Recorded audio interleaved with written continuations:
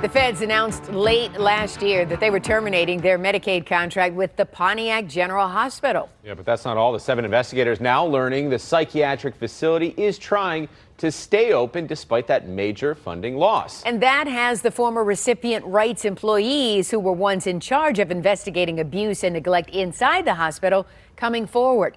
They sat down with 7 investigator Heather Catallo to blow the whistle on how they say patients have been mistreated in the past. A patient allegedly assaulted by a mental health worker inside his room. Another patient tied down in restraints being given a shot. Bruises on patients, staff sitting on developmentally disabled patients, and staff sleeping on the job.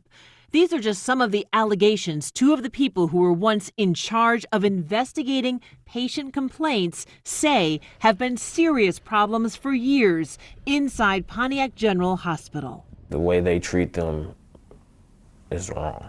Out of a 5-star hospital, I wouldn't even give them a 1-star. The 7 investigators have been investigating Michigan's psychiatric commitment process as well as Pontiac General Hospital since 2022. Patients allege their civil rights were violated inside the privately owned psychiatric hospital. It was a nightmare for me. It was a nightmare for my family. In November, the Federal Centers for Medicare and Medicaid Services, or CMS, told Pontiac General they were terminating their contract due to noncompliance with several things, including patient rights and medical staff. That means the hospital can no longer bill Medicare or Medicaid. I'm happy that the spotlight is on them and there are going to be consequences.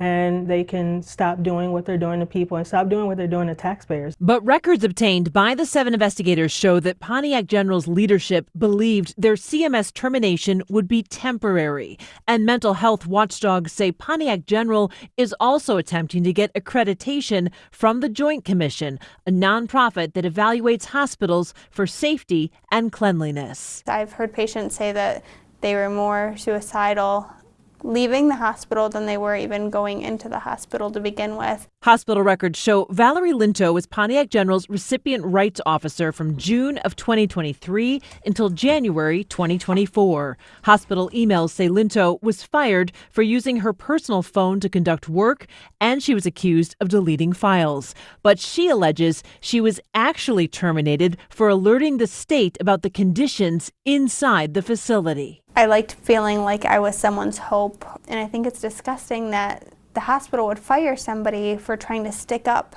for such a vulnerable population. As recipient rights officer, Linto says she often had to investigate allegations of staff assaulting the psychiatric patients. I'm a nurse at Pontiac General Hospital. I need to have an officer come out. I have a patient who was assaulted by a staff member this morning. And a patient was assaulted by an employee? Yes, ma'am. Okay. Makes my stomach sick. He's really injured. You can see in this video from December of 2023, a staff member appears to draw his arm back as if to punch a patient lying on a bed. What was your reaction when you saw that video? I had a stomach sinking experience. I thought I was going to vomit, and I physically cried because it is devastating seeing that. Linto says the patient's records revealed that an x-ray showed a small skull fracture, and police reports show sheriff's deputies interviewed the patient who said the employee hit and punched him. The employee denied that in the police report, but Linto says the patient was badly injured. When CMS came for the patient with the reported skull fracture, I had informed them that we had over 150 investigations from the months of April to June. Linto also says she substantiated another patient's allegations of abuse after discovering he had been shoved into an isolation room.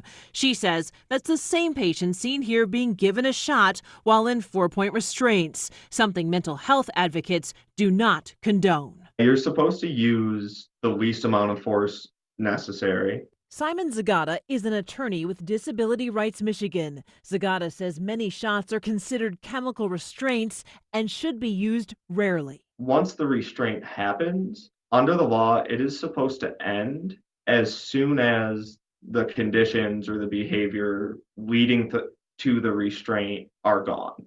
Actual physical abuse, like I've seen patients getting beat on. Darius Hardrick says he too was drowning in patient complaints at Pontiac General Hospital when he was the recipient rights officer from January to July of 2023. The sheer number of complaints is too much for one person, but they would just ignore me. 7 or more complaints per floor.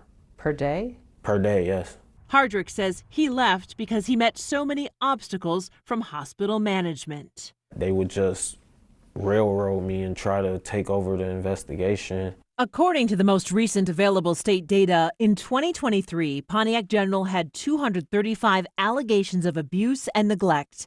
Of those allegations, 148 recipient rights cases were investigated and 57 were substantiated. CMS reports show investigators found more examples of abuse and neglect when they started inspecting the hospital last spring, uncovering the death of patient Ryan White and other serious violations of patient safety. The complaints we got before we went in were, we are not getting real therapy. They're not helping address the issues I came in here for.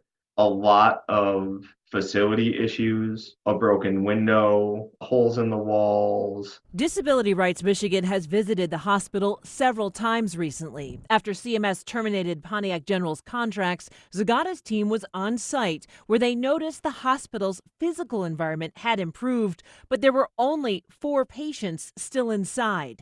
Zagata says that's when his team learned the hospital is seeking accreditation through the Joint Commission. Showing that you can adequately care for 4 patients is a completely different ballgame than showing that you can take care of 100+ patients at a time. And we just have not seen a history of an ability to treat patients well. Both Linto and Hardrick say they're extremely concerned the hospital will be granted accreditation. And both say they do not think the facility should get its Medicaid contracts reinstated. I am very surprised it's still operating. It was atrocious, and it was very disheartening to see everything that was going on in that hospital.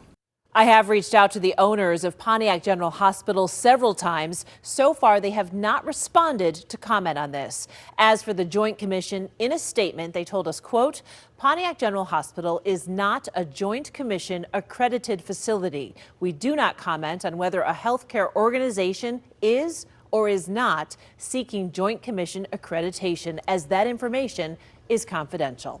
I'm Heather Catallo, 7 News Detroit. Heather, thank you for that.